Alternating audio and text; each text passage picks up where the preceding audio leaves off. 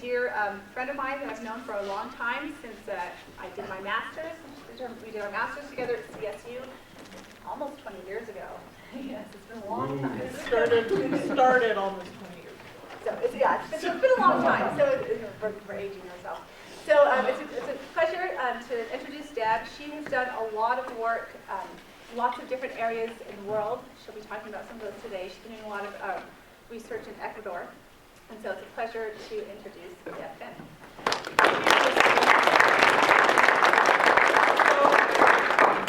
Thank you for inviting me, first of all. It's awesome. I love to go check out different universities and colleges and just meet people at different places and see what the setup is like. Things have been totally crazy since 2016 started with a bang. So I've been traveling a lot and sort of self-funding. I've been getting small grants to go and travel around the world and study high altitude streams. I've been in the Alps and I've been in Ecuador most recently. I stayed in Australia for a while just working on a sort of theoretical project with some people. And it's been really fun. It's been sort of like my style. Like I feel totally comfortable with that, but I'm getting to the point where the instability is driving me nuts and I feel like I need to stop and I want to teach. So I've been looking for professor jobs too. So I'm suddenly right in the middle of like a zillion interviews and all of negotiating and all this stuff. But hopefully I will be able to profess officially somewhere soon. Who knows if it will be in the mountains or not, we'll see. But so that's why there's a list. So I'm going to talk today only about high altitude streams. So these are going to be streams above the permanent tree line, which is sort of a system that's near and dear to my heart. I've always loved the mountains, so I started working on mountain streams when I went into stream ecology. But all these places are on there not because I'm at all those places concurrently right now.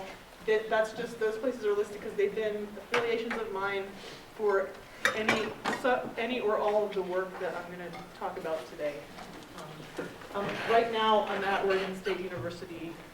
Well, I'm not there physically right now. I'm still traveling a lot, so I'm working at Oregon State University, but I'm working on research that I can do from a distance. I've been doing that in northern New Mexico. And Christie. So here's sort of the general outline. I don't have an outline slide, but the outline is there's going to be 3 major sections. They're all about high mountain streams. The first one, I went and dug through just over the past couple of days, stuff from my PhD and my master's actually, that I did both of those at Colorado State University where I met Christie. And Christie, for that first section, I was looking for pictures of her, but it's so long ago that I do have pictures of her, but they're in storage in Oregon, so I don't have pictures of her. But to say something about Christie, Dr. Duran, as you probably all know, she is a yes person, which was great because when I was a grad student and didn't have very much money, and I had all these like really distant field sites we had to hike to and carry all this stuff, I would always ask around to the other grad students, well, I'll give you a 6-pack of beer if you come help me for the weekend. Whatever, just some like minimal thing. And Christie was the one that said yes most often, so she's helped me a lot with the first part of this talk. So the second part of the talk is I started in Colorado alpine streams, and then I'm going to talk about some other temperate streams in the Pyrenees, which is that mountain range that's between Spain and France. It's the southernmost location in Europe that still has glaciers. So I went from a place with alpine streams but no true glaciers remaining to a place with glaciers. And then after that, I'll take you to Ecuador, which is tropical, of course. You look at something like this and you don't think tropical, but it is tropical because the definition of tropical has only to do with latitude, right? And this is very near the equator. This is actually the volcano Cotopaxi, which is at like 0.6 degrees south or something. And I'm really interested, I've always been interested in the spatial distribution of biodiversity. So there's all these little places where streams flow down off these glaciers, and I just love spatial patterns like that. Okay, so let's get going, where it all started. So these are old slides, this Colorado part. This is from a book that was put out by the Niwot Ridge people in Boulder. This is Colorado with its very distinctive shape. You probably couldn't tell it was Colorado. And these little bits are the presumably currently existing alpine zone, alpine being that zone above the permanent tree line. So here we are, wait, I guess, are we down here? Yeah. No. Here? A little further to the left. Maybe- Top, no. back. I haven't been in Southern Colorado. In between those. Here. No, No. Come here. back, come back. Right. Go to the right. To the right. Here. Right, no. So, Right in there. Where's Blanca? Where's Blanca? Is that Welcome right right there? there. Yeah. Sorry, because I worked up here in Rocky Mountain National Park, mainly in Rocky Mountain National Park. But my point of this slide, it was just, I think I used this slide as an introduction to my dissertation defense at Colorado State. It was to say that in Colorado, the alpine zone is really important. It snows a lot up there, right? And it's actually supposed to snow even more, like the climate change predictions, or it's actually going to precipitate more. So we'll see if it's snow or eventually rain. But that 9,000 kilometers squared about in the state is about 3% of the surface area of the state. But that 3% of the surface area of the state is generating about 20% of the total stream flow in the state. And in an arid region, that's pretty important. So here's some pictures of alpine streams. You can see why I would want to study them. You probably have seen some yourself down here. I haven't seen the ones down here. I would like to. But these are all in northern Colorado. They're just nice places. This is near, this one is the backside of Long's Peak. Christy has been there with me. That's where we discovered the Medusa effect, which is how blackfly larvae go all over a rock and look like a Medusa head when you pull it out, because there's all these little larvae stuff on the rock. Christy came up with that term at this stream right here. It's pretty awesome. But the thing is, so these streams are really important, but there wasn't much known about the biology or the ecology of these streams when I was doing my dissertation. So the things that live there, you probably have an idea, is that high up you don't tend to get fish. It's a little too high altitude, or there'll be like dispersal barriers like waterfalls or something. And it's mostly insects, a few non-insect macroinvertebrates, but this is just a picture. These are all dead.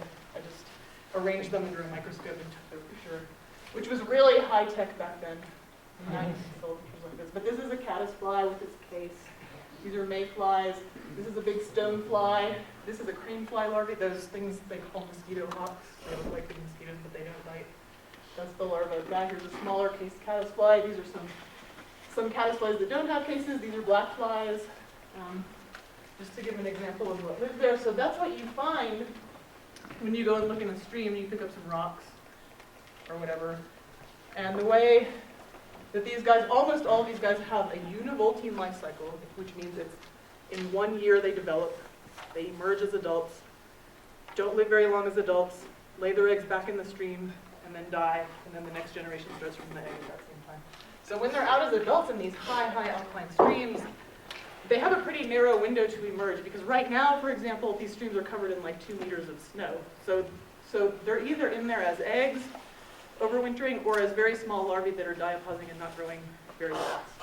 And then they start to grow faster in the spring, they grow, and then they come out as adults during the brief summer period in these high altitudes. So this is really basic. These are all my old slides. But so J.V. Ward he's my academic grandfather, I guess you would say. He was at Colorado State, and he wrote the first big review paper on alpine streams, what was known about alpine streams all over the world at the time. And he had this sort of island biogeographical framework, which, as you know, island biogeography, right? If you go up, so this would be the alpine zone between the tree line and the snow line. And as you go up in altitude, you have less area, so you've got like some massif, some mountain range or something. If you go higher and higher and higher, you have less area, so smaller places. And as you go higher and higher and higher, you also have more distance between one alpine island and the next. So presumably, then you would predict under a biogeographical conceptual framework that there would maybe be sort of lower species diversity, but also that there would be differences from one to another because they're isolated. So my big question during my PhD was really about dispersal. So if you have two big mountain islands like this, are these totally isolated so you don't get any sort of dispersal by these flying adult insects that don't live very long? Or what? Do they actually fly regularly between these places? So I looked at this, I'll tell you right now, I meant to mention it at the beginning, because in my title, there was the word population diversity and there was also the word community diversity. And I know some of you guys are more mathy or whatever, and do you know the difference between population and community? They're just levels of biological organization. So a population is a group of individuals that are all the same species. So if you're looking at population diversity, you would look at something within the species, like diversity in life history, like how big do they get? Or you can look at genetic diversity within that species. But then community diversity is the diversity we tend to think about, like species diversity, how many different species are in a place. So we're going to talk about both of those levels. So my hypothesis going in was that, okay, you might have these like islands of alpine zone and there's streams going off in all directions from those islands. And maybe those are isolated from each other because these things don't really fly readily between these places. And these are specialized, insects that are specialized to live up there, so they can't just like go down all the way to Denver and then go up some other river valley. But also within an island, you've got all these streams going off in different directions.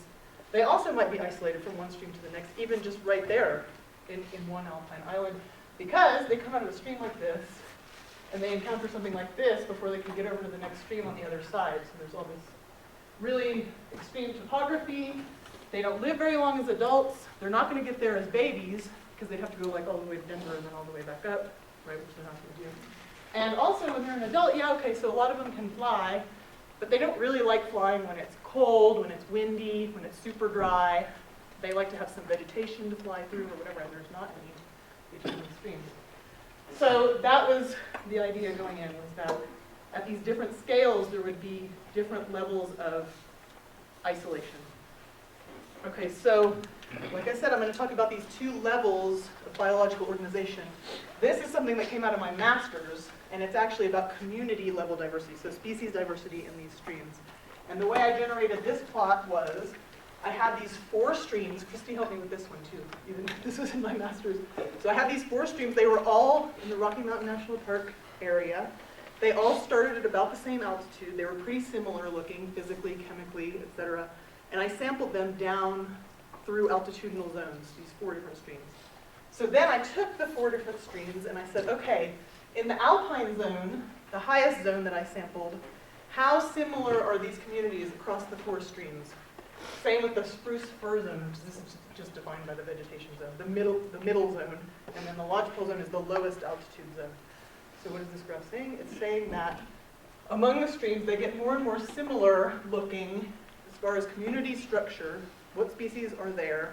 They get more and more similar as you go down in altitude, which supports this hypothesis of, okay, maybe the highest ones are more isolated from each other so things don't really exchange that often and they sort of drift off in their own individual direction.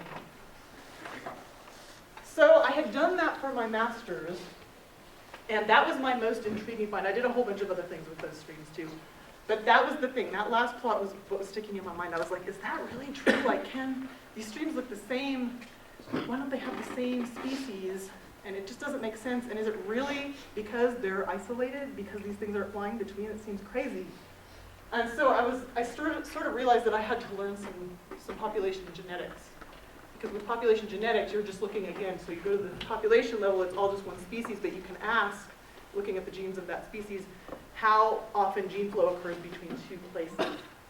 So I learned how to do population genetics, and I'm really glad. I was really scared of it, actually. Going in as an ecologist, like a basic ecologist, I was really scared to learn genetics, and now I love it. I think it's the coolest thing ever. You can look and you can see exactly what the sequence is. You can do fabulous statistics on it. So anyways, if you're scared of something, just go out on a limb and learn it. You never know, it might be worth it. So this is from my PhD, and I had 3 alpine islands. You can see these alpine islands if you're driving down I-25 between Fort Collins and Denver. You look over, you can see Long's Peak. Everyone knows about Long's Peak. So Long's Peak is the middle island. But you can also see other peaks sticking up. So the Hagues Alpine Island is in northern Rocky Mountain National Park. And you can see that if it's a clear day. You can see the white there. You can see the white on Long's, and then you can see the white on this, what I'm calling the Niwot Alpine Island, but it's mainly Audubon Peak, I think, is the highest, and that's just up from Boulder. So I had those. I had streams on each one, and these are in 3 major drainage basins. The Poudre at the top, the Big Thompson River, and the St. Vrain. So I was wondering, for this one black fly species, and if you think about black flies, there's a black fly adult. And if you think, like black flies, like those seem like they might not make the most sense to look at isolation because they bite, right? Most black flies bite, and they're pretty gnarly. They might not bite you here, but they might bite birds, or they might bite deer, or whatever. So they have to, because they have to get a blood meal, they have to fly around and find a blood meal, and you think, oh, well, maybe they just are really good at flying. Well, this one is not your typical black fly. This is a black fly that does not need a blood meal and is not capable of taking a blood meal. So it's more like your traditional aquatic insect. It comes out, it doesn't live very long as an adult, it eats maybe a little bit of plant nectar or something, it reproduces, and it dies. So it is relatively representative. Although that black fly itself, I'm sure there's no one who knows what Prosimelian neomacropyga actually looks like, but that's not it. I don't know. It's another black fly, and all black flies look sort of the same to me. I need a specialist to help me figure them out. So anyways, so we did some population genetics on this guy as a representative of the alpine streams, because they only live in alpine streams. You can't find them anywhere lower. And we're wondering mainly, is genetic structure mainly determined by what alpine island they're on, so across the streams on the alpine island, or what drainage basin they're in? You think, oh, you're an aquatic insect. If you're a fish or something, you can only just like stay in the water. So it might be drainage basin. So we're asking basically, an A mova is like an A nova, except it's molecular. So it's asking, like an A nova does, it's asking about, so you've got some variability in your answer of all the things you sampled. And it's asking how much variability is explained by different group structures, right? So you're just asking like what unique genes are distributed where, and are they more, what are alpine islands more explanatory of this variability, or are drainage basins? Oh, and before I show you the answers, I'll show you this old map that I still love. It's totally pixelated. This is made in ArcGIS, or no, it's not even called. I forgot what it was called. ArcInfo. ArcInfo was a GIS program that was really good, and they converted it all into ArcGIS. But this is made there, and I actually really love this map. So this is just zoomed in. It's the topography, and this is below tree line where you have the green lines, and all the blue is places where there's water, so mostly streams and some small lakes. And that's only the Hagues Peak Alpine Island, so the northernmost one. I'm showing you this one because it had the most sample sites, and it's got a cool pattern that you can sort of see. So what these pies are, and I don't make pie charts anymore either, as you can see, but the pies show the distribution of unique haplotypes, so unique sequences that we found in the mitochondrial region. And you can see, just looking at the pies, that, oh, and these lines are the major big topographic barriers. So you can see that like these two, which are sort of close to each other, they're the only ones that have like the red sequence. And the red sequence is isolated there.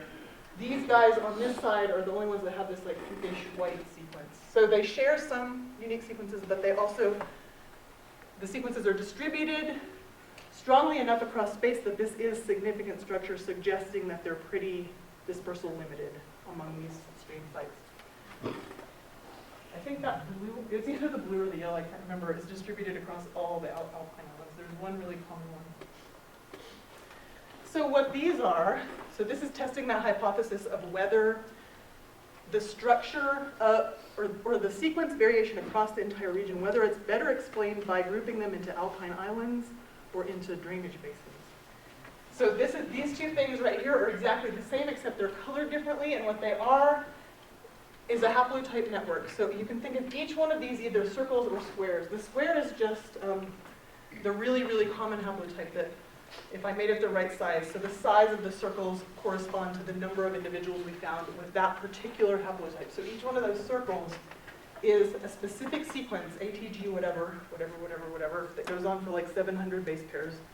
And if there's one tiny difference in those 700 base pairs, it's a different unique sequence, and it'll be connected the most closely. So these two right here differ only by one single substitution, an A for a T or something like that. So you can see how closely related they are by looking at this. And you can also, by coloring them, according to either drainage basin or alpine island, you can see how these unique haplotypes are distributed across space.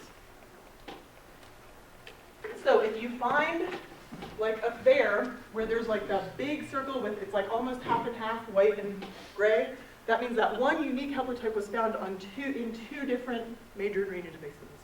And the number 2 one was found everywhere.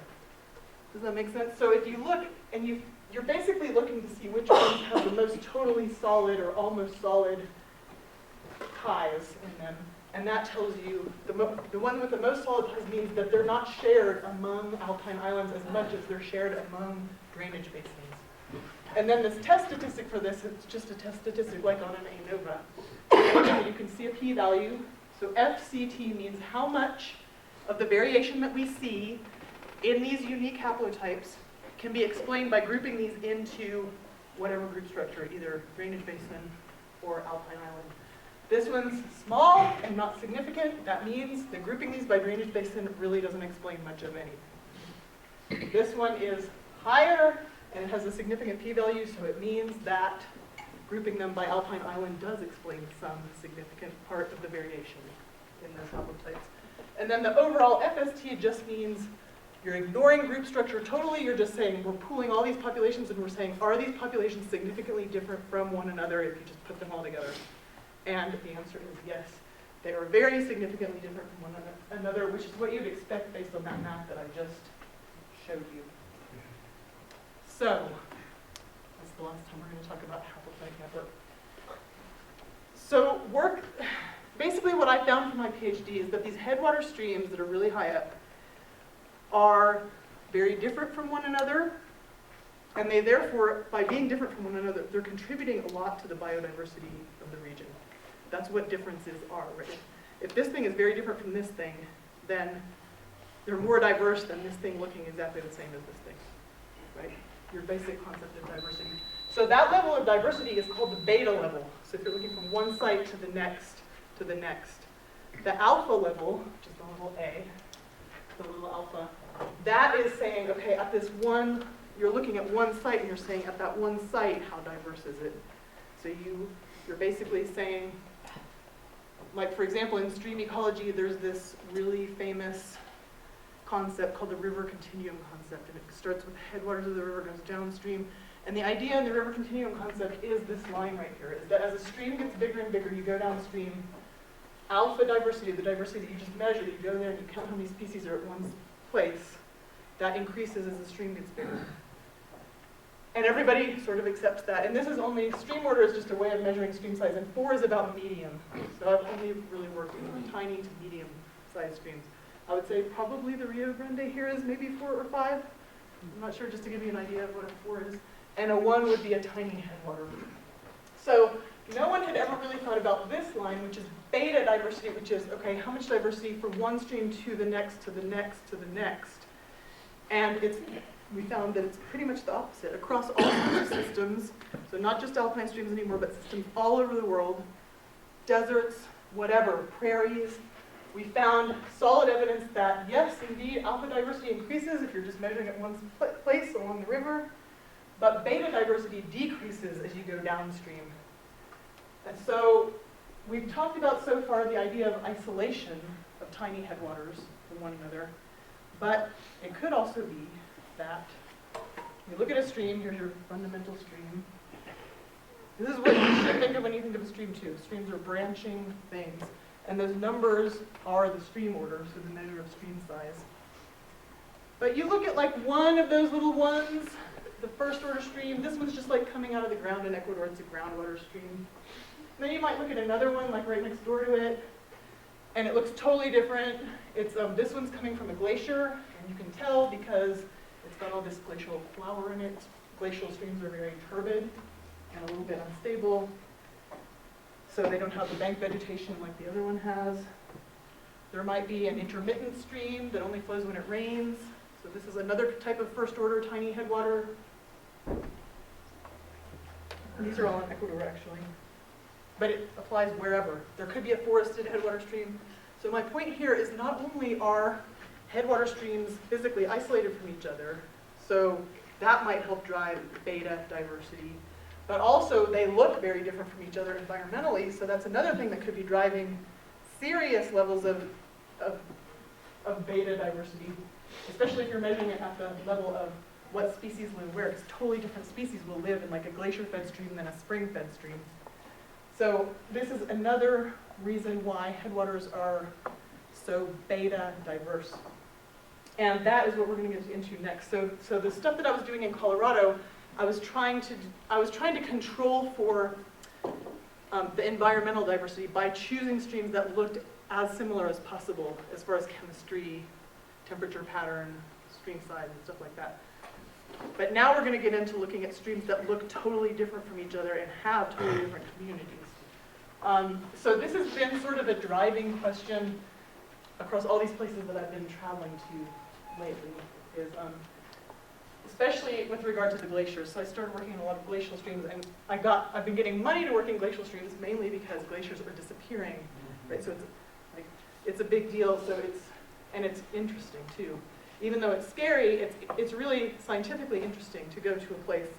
Like the first glacial stream that I worked in was in Switzerland, and I got hired to go and redo this survey, like a longitudinal survey along this glacial stream from the snout. So the snout of the glacier is where the glacier is, that point where it's feeding the stream, where it's melting off.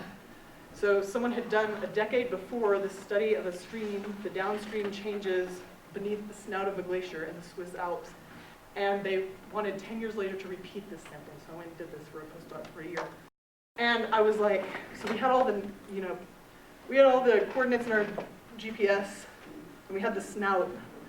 And we got there and we're like, wait a minute, I think we must have the wrong datum in our, or like we must be reading this wrong or put the numbers in wrong, because we couldn't see the snout of the glacier anywhere. We're like, oh no, we don't know. And of course, I mean, it was, the snout of the glacier was there 10 years ago, and it was 500 meters upstream 10 years later. So just an aside, it's like it's pretty exciting and at the same time really scary. So yeah, that's just another map. That's the Hagues Peak Alpine Island. And Hagues Peak is here is in Rocky Mountain National Park, and you can just see, I put the streams on going off in all directions. So you've got the idea of just physical isolation plus the idea of different stream types driving diversity. Okay, we're going on to the Pyrenees. The French Pyrenees are there between Spain and France. So what water body is this right here? Mediterranean. The Mediterranean. Geography. So we're moving on here because I got to the point where I started working on glacier-fed streams, which we don't have any true glaciers in the Colorado Rockies, but there are glaciers still in the French Pyrenees. Those are where those little bullseyes are, and those names are the names of glaciers. And I tried to learn French when I went there, but I was really bad at it. I can do Spanish pretty well, but French I just could not. Oh, and look how awesome that geology is. Anyway. So here's an idea of what the glaciers look like about now in the French Pyrenees. They're very small. So this is like about the average size of one that's left in the Pyrenees right now. And although they're small, they have a very strong impact on the stream they're feeding, which you can't see in this picture, but it is feeding the stream. So if I say that all glaciers, it's predicted that all glaciers in Europe that are smaller than a kilometer squared will be gone within the next like 20 to 30 years. That's the prediction. And if I say this Oulette's glacier is 13 hectares, is that going to be gone in the next 20 to 30 years? How many hectares are in a kilometer squared? I always have to remind myself. How many hectares in a kilometer squared? Guesses? There's 640 acres in a mile squared, right? So no. It's 100. 100. So 100 hectares in a kilometer squared. Right. So So yes, it'll be gone. But good guess, thank you for being brave enough, because I always have to go back over it. Every time I talk about this slide, I'm like, wait, how many hectares were? So obviously, if the average is about 13 hectares, I mean, these are pretty tiny, and they're going to be on this stream, which is a bummer. It is a bummer, but these are some that we were working on, and to go back to this map, so there's your traditional stream network with your first order headwaters, and it eventually ends up as a fourth order stream or so up there. It runs to the north. So what we were asking there is we were trying to use the space for time design. Basically says, okay, we know that time is going to change these places, and if you have a spatial layout of what you think it's like this one place is going to look like in 30 years, then you can substitute space for time with lots of assumptions that might or might not be broken. But we did that. So we looked at streams downstream of 4 of these glaciers, in 4 glacier valleys. And we looked at the upper 5 kilometers because although these glaciers do impact the streams close to the glacier, their influence is immediately wears off. So by the time you get down about 5 kilometers downstream, it's looking mostly like a groundwater fed stream, at least chemically, physically speaking. So because as you go further and further downstream, you get more and more groundwater input and the glacial signal just disappears. So what we did first is we organized these streams. So these are the 4 streams now just all organized so you can see them in order. The gray are glaciers, so where the stream starts, the headwaters. And the points are places that we sampled along these streams. And then we first characterized these streams by physical and chemical characteristics, which I'm not going to go into, but you can ask about them later if you're interested. And did a cluster analysis, luckily got sort of 3 categories of how much influence that glacier melt is giving to that stream reach that we sampled. So the white means there's a really, really strong glacial signal. Like it looks like that one I showed you with like all the turbidity of the glacial flower, for example, super cold, some other things like that. And then the gray ones are sort of in between, and once you get to black, it looks fundamentally like a groundwater stream. It doesn't have a glacial signal really anymore. So one thing to notice, you get the patterns as you might expect them. So if you're close to the glacier, it's a more glacial looking stream. This is one exception, so keep that one in mind. There's this high stream that's fed by this small glacier, but by the time you even sample that stream, even though it's high altitude, there's a lot of groundwater coming in, and it looks totally non-glacial. I'm going to show you something from that later that's really interesting. Oh, this is just a method slide, which we don't have to go into. This is from some other talk. But fundamentally, we looked at both of those levels of organization again. We looked at the community level, so species diversity at each one of those sites, and we looked at population genetic diversity of a commonly distributed mayfly. That's so those guys, they're really easy to find. These are the mayfly called Baetis alpinus. We have Baetis here, the genus. We don't have Baetis alpinus, we have Baetis. The highest ones that we get here are Baetis bicaudatus. So they look, to me, practically the same. You have to be an insect systematist to really know how to find them. And I'm not one of those ornithologists. Anyways, they're easy to find there, the Baetis alpinus. We looked at a similar stretch of the mitochondrial CO1 gene as we looked at in those black flies that I talked about from Colorado. And so this is, we're going to spend a little bit of time on this slide. So this is one of the main results slides. And so what we're looking at in these slides are we had biological data from these 2 different levels of organization. We had community level, so species diversity and community, and we had genetic diversity in those populations of mayflies. So those are both plotted on here in black lines. So the dotted black line is population genetic diversity, and the solid line is community, so species level diversity. And we took all that diversity, it's multivariate, right? We put all the multivariate information into an ordination which collapses all the variability as much as possible into one single dimension. So that's what's on this x-axis. These numbers don't mean anything ecologically. All those numbers mean are to see how different one community looks from another or one population looks from another as you go downstream. So if you have a super steep slope like this to this, it means this community is really different from this one, or this population is really different from that one. But if it's a flat line like this, that means those guys all look pretty much the same, communities or populations. So the steeper it is, the more different, the bigger the turnover from one site to the next as you go down the stream. I hope we're okay. So those are the black lines. Now, if you look at the orange lines, because we're sort of interested in this idea of if the stream is steeper, like if there's a waterfall, that's super steep, right? Maybe that's isolating populations. Maybe it's like there's isolation by slope. So if the stream is steeper sloped, you have a population above and a population below, they look more different. So we sort of wanted to test that. And that's what this is. This is the altitude of the stream bed in orange, and that's on this slide. And they're all on the same exact scale. So looking at that, let's look at the Vinyamal. The Vinyamal Basin, just because this one's easier, it's not super steep. It's got a pretty flat slope. But if you go from the super glacier-fed stream down to the next one downstream, there's a huge turnover of what the community or the population looks like, both of these levels, which is pretty cool to me. So it's saying the genes within that species, that one common species, change really quick between those 2 points, and whatever species determine that community, you have totally different ones between those 2 points. So I think we can say, okay, let's look at this one too. There's no point up here in black because we didn't find that mayfly there, so that point was left out. But if you start here at this highest point where we found the mayfly, there's a super steep turnover from here to here, biologically speaking, but it's flat, practically flat as far as the stream bed. So it's not isolation by slope. Instead, it looks like things that are found within about 1,500 meters downstream of that glacier snout are totally different from whatever else is downstream. So the glacier is doing something. So this is now, instead of pie charts, we're looking at columns that are in different colors, which I now prefer over pie charts. And then this is a middle mayfly. These are those same streams that we saw before.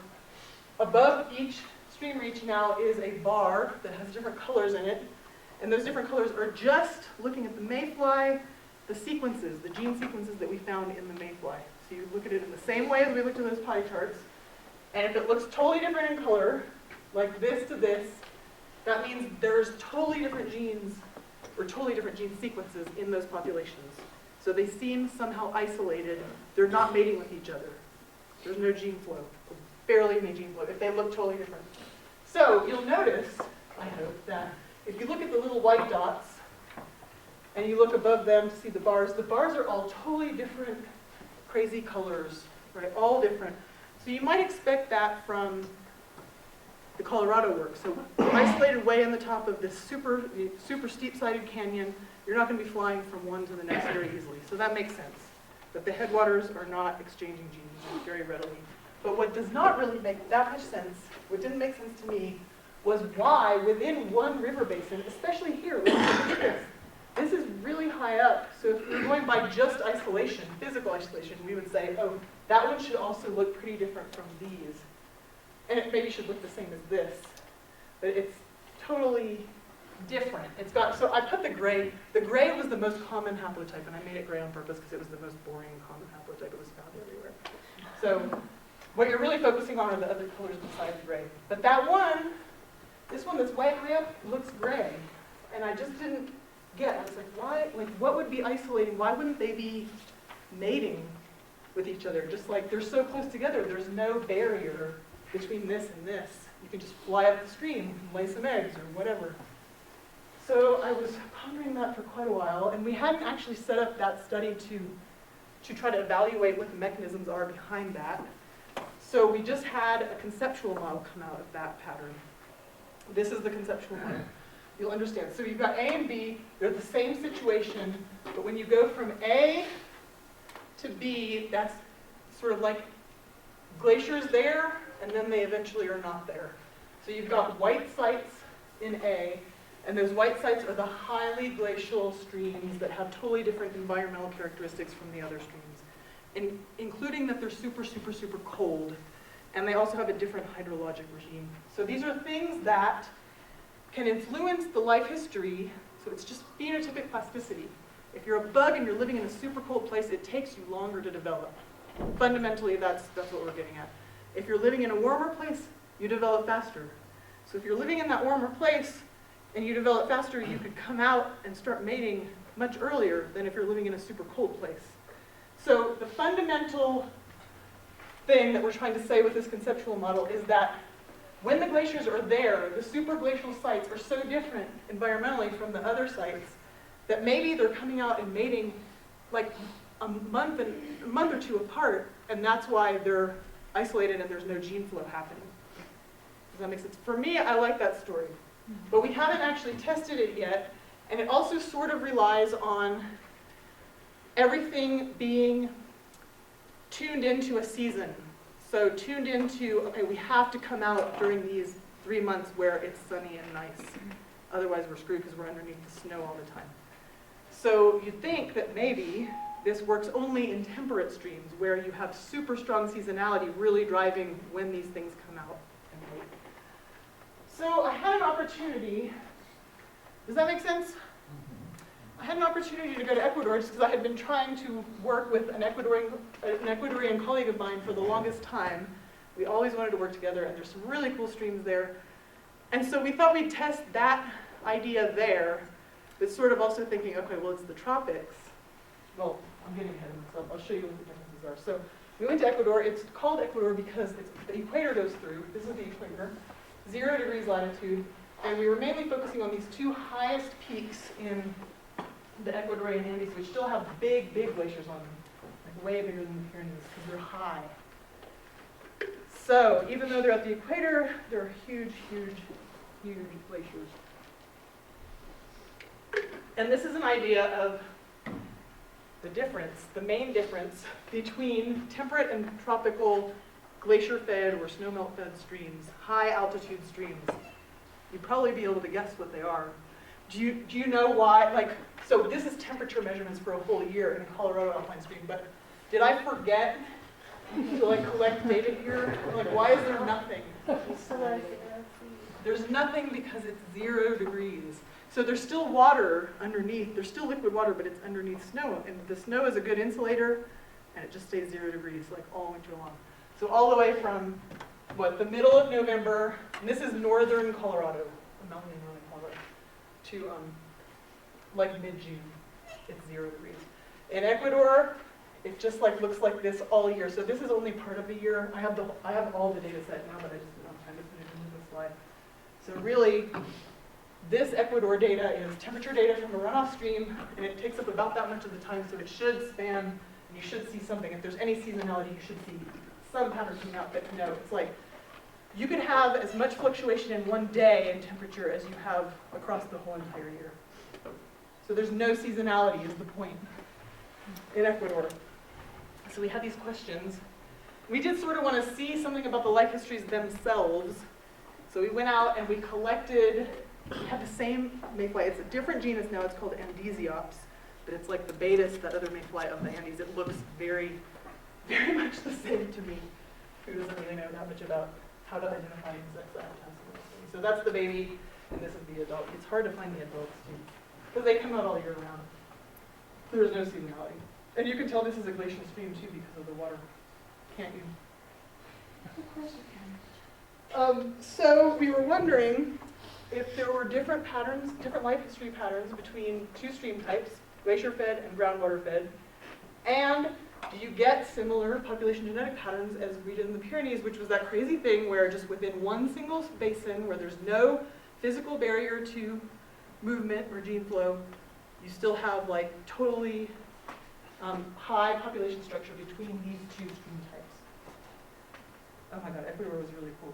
So this is just an example. You can tell the difference just by looking from way far above, and this is just because we were on a steep slope looking down, the difference between these two stream types. So this is a glacier runoff stream, and you can see it's like more murky, milky, and it's also doesn't have all the vegetation along the edges because the channel is very unstable because you have like big floods. Like if it gets warm, it melts a lot, it'll like have a huge flood one day, or it can rain, cause a huge flood one day.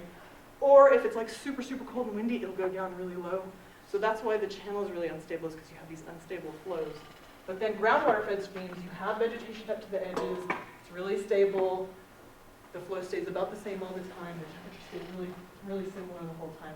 And you can tell just by looking, which is a cool thing about stream ecology. So let's look. I don't want to make you think too much more, but I just want to give you an example of what we're looking at to see about differences in life histories, which life history is basically anything you can measure that tells you something about when and how much a thing reproduces, like how long does it take to develop, things like that. So what we did is we went out nearly every month. We're missing December here, but we were basically going every about 5.5 weeks. So December didn't fit in here. We just had all of December off, and we were measuring between the two streams. So runoff is in blue, and groundwater streams in green. We were collecting a whole bunch of mayflies, and we were measuring how big they are to try to say, okay, can we look and see how they're developing up to until they reach adulthood? And these are all larvae, but the ones that are ready to come out tend to be in these last two size classes. So these are size classes. There's 6 of them. So these are tiny ones. How many tiny ones are there? how many small ones. We have tiny, small, medium, large, large, and huge. Those are the categories right now. So then you look here, and how you interpret this is you just say, oh, well, if there's a peak here, it means this population is mostly medium-sized ones. So in the temperate zone, you can go out, and a lot of these things are really developing synchronously, and you can watch the peak move from a peak being like in really tiny ones, and the peak moves through month after month until they're all huge, and then they're emerging. But this is not a very seasonal place. So first look at the green ones, and the green ones all have sort of a normal shape distribution, saying that almost all the things every month are sort of medium size. Yeah, they are growing, but you're not finding as many huge ones because those are the ones that are emerging. So some of them have been lost to be adults. And the tiny ones are just harder to find, so that's why you have this normal shape. You find mostly medium ones all the time, and it's just, they're not changing. Every single month that we've measured, including beyond this, we have ones that are big enough to be coming out as adults and mating all through the year. Now let's look at the runoff stream, and it's sort of the same, but you can see that in the runoff stream, in sort of what we call the fall months, there are bigger ones. So those are when they're coming out. So there's a little bit of seasonality to them. So if you look at these, there's a lot of big ones. They could be coming out as adults and mating, but here there's none. So there's none coming out as adults and mating during those months. And it might be because, we don't know if this is actual seasonality or if it's just that it happened to rain a lot during January and February. Nobody really knows. There's like a lot of hearsay. Oh yeah, some guys say, oh yeah, on this side of the mountain it rains more during March. But you don't really know. So at any rate, with the year we were sampling, it rained a lot more during like January, February, March. And this is what it looks like. So this is one of the runoff streams before a big rain event. And this is after when there was a huge flood. We were not there for it, which I'm sort of happy about and sort of sad about. It's sort of uncomfortable to be there. But you can see that it just like wiped everything out. And if we go back, these are the same exact size distributions, and you might have noticed that ends, and these ends are standardized ends, so it's not like, so these are like everything we collected, and these are standardized to be comparable to each other. So a lot lower sample size during that flooding time, because these things are just getting like washed out, and they're dying. And they're dying before they come out and be able to mate. So the first question, I'm going to show you one more slide after this, and then I'm going to stop so that we have time for questions. So there's that mayfly. And the first question was, are there life history differences between these stream types? And I guess the answer is yes, because these are different patterns through the year. Like in the blue, the runoff streams, you don't have adults during part of the year. And in the green, the groundwater streams, you always have adults. So yeah, okay, there's life history differences. Also, I didn't mention the data on this, but I put this to remind me, there's size differences. So on average, the adults coming out of the runoff stream, the cold one from the glacier, are bigger than the ones coming out of the groundwater stream. So okay, so maybe that could reduce gene flow. Maybe the big ones don't like to mate with the small ones. Okay, so what you've all been waiting for, I'm going to just stop here because it's getting late, are there differences like we saw in the Pyrenees between stream types within basins? So is there gene flow happening between these really glacial runoff streams and the groundwater streams, or no? In the Pyrenees, there was not gene flow happening between those two stream types. In Ecuador, there is. So this is what it looks like. So this is just a conceptual diagram. These are demarking drainage boundaries. So we had a runoff stream and a groundwater stream, and this drainage, runoff groundwater. Purgatorio is a really cool name. Some of it we didn't have a pair, but we had a runoff and groundwater here. And you can see that these look sort of pretty much the same. These look pretty much the same. They're not statistically different within drainage basins, but they are different from one drainage basin to the next. So this pattern is suggesting that there is isolation. So dispersal is not just happening all around the whole mountain, but it's driven by differences in what valley they're in rather than what stream type they're in. So there's gene flow freely happening between the glacial runoff and the groundwater streams. But it's sort of what we expected based on that model. So if that model of reproductive isolation is driven by if that's driven somehow by seasonality, then we wouldn't expect it to happen in a non-seasonal place. So obviously the next step is to go back to the Pyrenees, or maybe here, or somewhere, and look to see if adults are emerging at totally different times in a place that's really, really strongly seasonal, and that's what's decreasing the gene flow. So I'm going to stop there. I put more in just to see how far I get, but that is going to do it. So thanks for coming and listening. It's been fun. I know it's been informal. I didn't practice or anything because things have been crazy. I never practice.